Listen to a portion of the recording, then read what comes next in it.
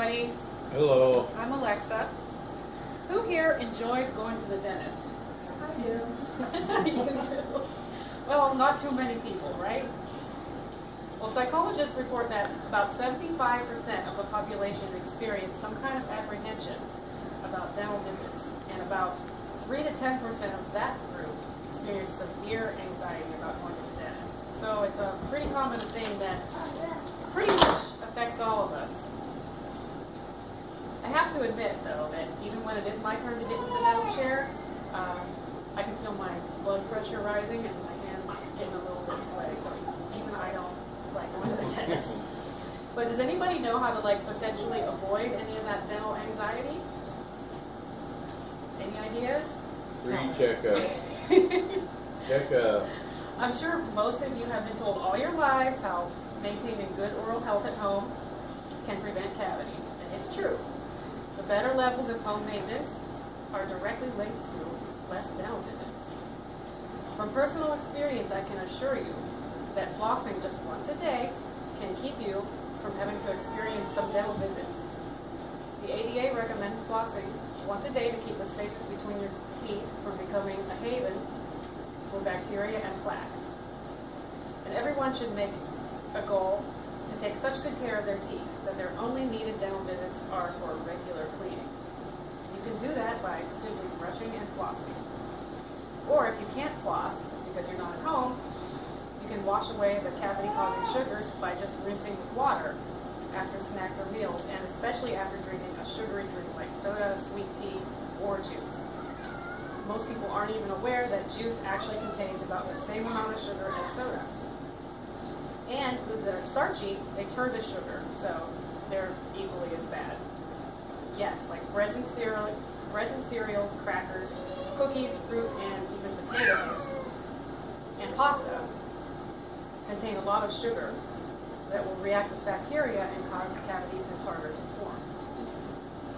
Now, being a person who doesn't enjoy flossing, and the ADA reports that 80% of people don't enjoy flossing, I too have skipped this important step. For many years, my teeth are crowded so the floss snaps and breaks when I do try to floss, so I just avoided it for a really long time. Normally, I just feel tired at the end of the day and do not want to put in the extra effort. But recently, I got the chance to regret every single night that I went to bed without flossing. A few weeks ago, after finally getting dental insurance, after a few years of not having it, they discovered some tartar, or as professionals call it, calculus, on my dental x-rays. So part of my treatment plan was a procedure called scaling and root planing, which is a process of removing the calculus buildup that's formed below the gum line. Now, when calculus is below the gum line, it's not visible. So it's called subgingival calculus, and it must be removed to restore the teeth and the gums to a healthy state.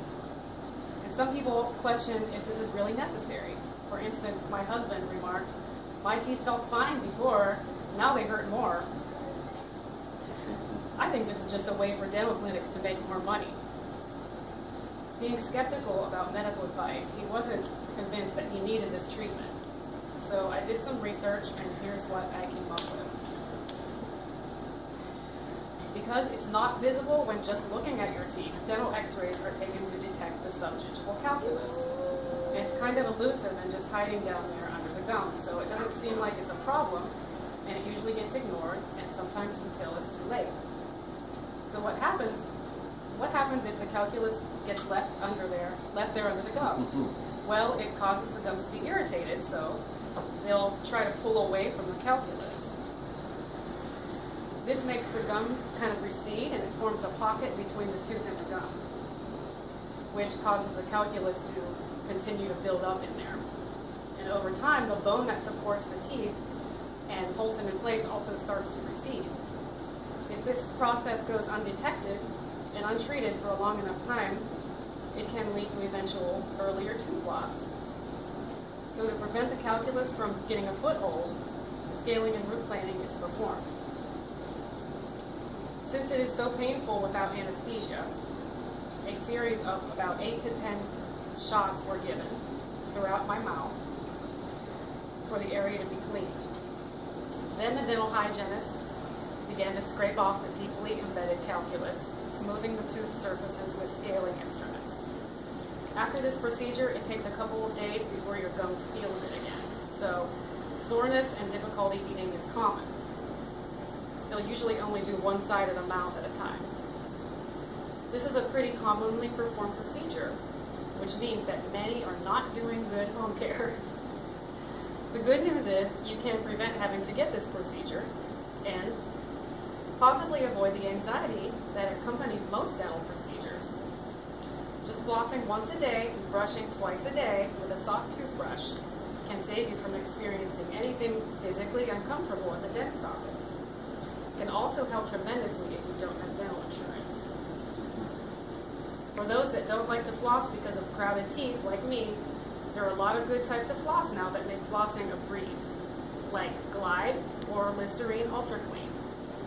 I actually enjoy flossing now and have gotten so used to doing it regularly that I feel uncomfortable if I'm away from home without floss available. I really got used to the feeling of very clean teeth. If you have dental insurance, please do not skip out on the benefits of your regularly scheduled cleanings.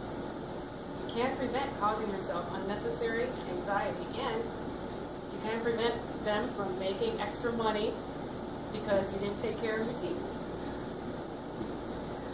On a lighter note, regular dental home maintenance can boost our confidence and encourage more smiling. Smiling has been linked to releasing endorphins in the brain, causing an exchange of positive feelings from person to person. Mother Teresa is famous for many quotes, but perhaps one of her most memorable ones is, "Let us always meet each other with a smile, for the smile is the beginning of love." Thank you.